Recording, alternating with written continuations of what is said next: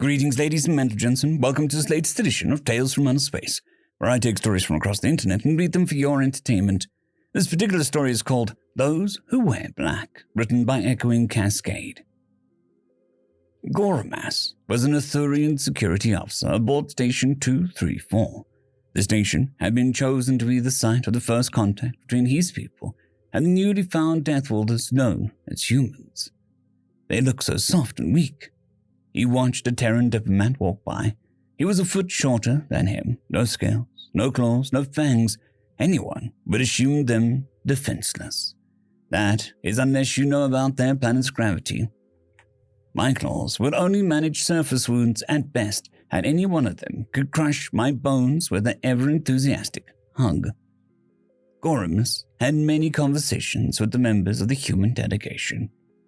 It was his job as security officer to get to know the dangerous aliens in his station, but one particular human had eluded all attempts at socializing. Specialist Stephanie Stein. The woman was a kind soul, helped others, listened to their plights, recommended solutions, and even helped when she could. And yet, the other humans seemed to distrust her for some reason. He studied her routine on the station during these last few weeks, and at this hour she would be in her quarters preparing to eat a meal. I'll drop by with a bottle of fruit juice. If there is one thing I know is that humans get chatty while eating. She had welcomed him with her usual friendly demeanor, but until he had produced a letter of permission from Captain Ross, the human head of security, she had politely refused to let him inside.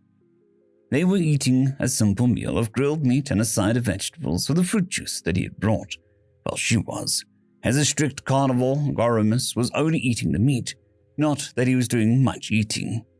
From the moment he had entered the room, he had noted something odd, something that shouldn't be the case for after months of living in this place. There is nothing that looks hers, nothing personal, nothing is out of place either. Everything is clean, too clean, and then there's how she eats.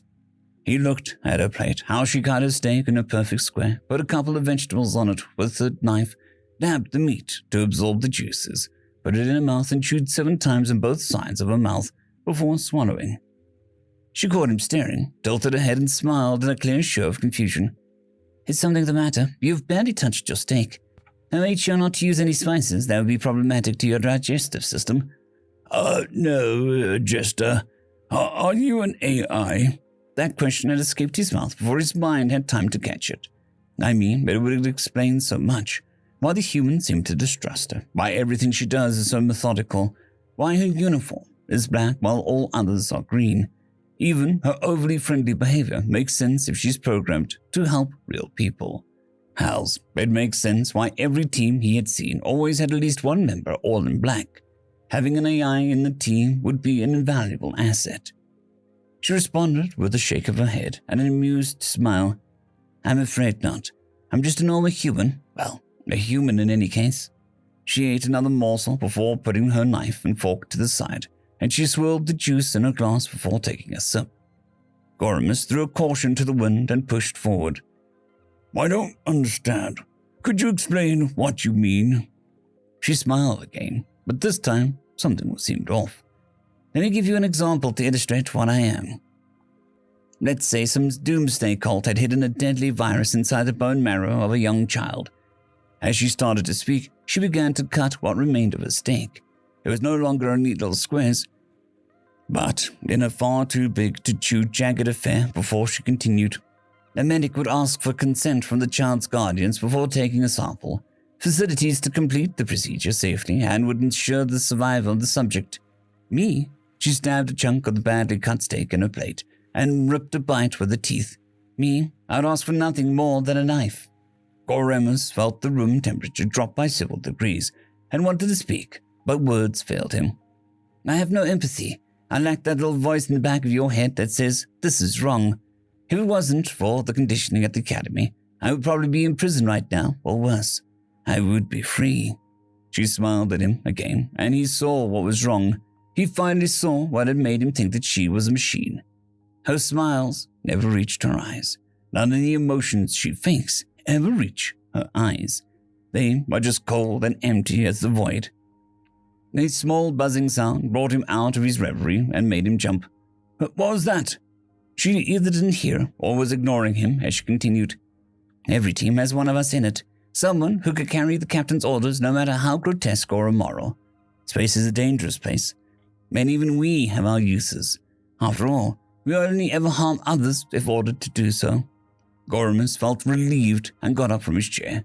Great talking to you. Gotta go. Bye. He tried to open the door, but nothing happened. Captain Ross's orders were very clear. Not allowed to be alone with anyone in my quarters. Gormus didn't know when, but she had gotten up from the table, grabbed a steak knife, and was standing right behind him. She continued to speak in his ear. Unless they have his written permission, that is. You see, we know someone was spying on us for other factions, and if a spy was found, they'd be allowed to meet the real me. You said you wanted us to get to know each other better. By the time this night ends, I'll know you better than you know yourself. Story number 2. The Empire Had Lost, written by WegianWarrior. The Empire had lost. We had lost. We knew that we had lost. We knew when the trade dwindled and stopped. We knew when food and water was rationed.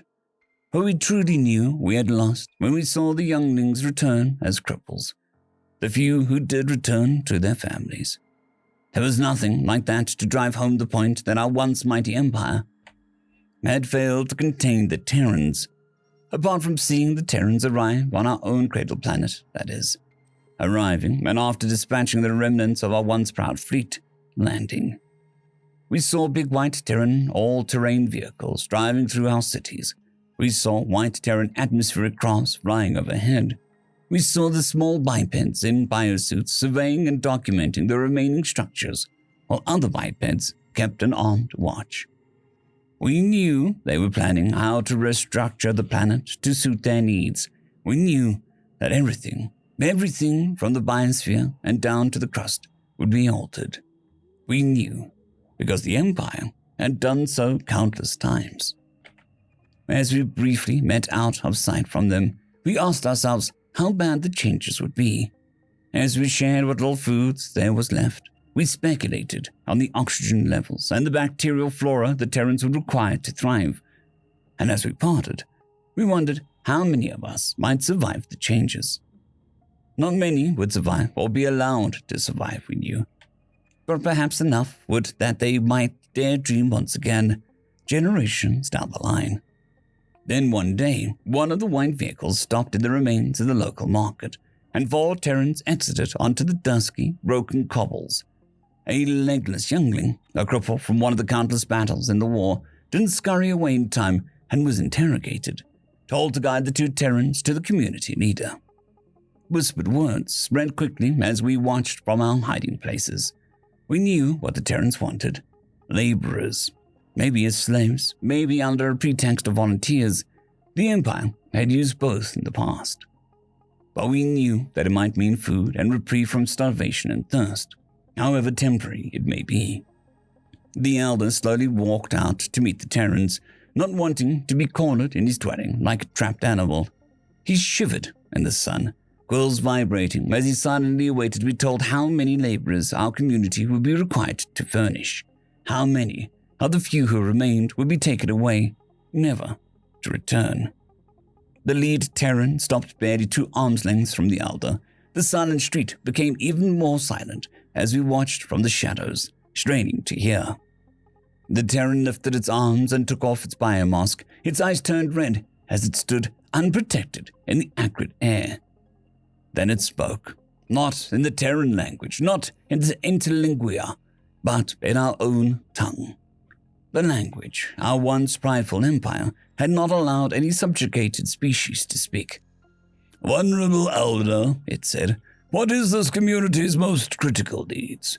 What can Terra do to help rebuild this village, this community?" End of story. I'd quickly like to thank the T5 peeps, Cold War Boomerwaffen, Severin Cerberus, Bushmaster 177, Henry the Red, Caspar Arnholtz, Cold War Boomerwaffen, Elijah Silvercross, Dragzoon WRE, and Severin Cerberus. Thank you very much.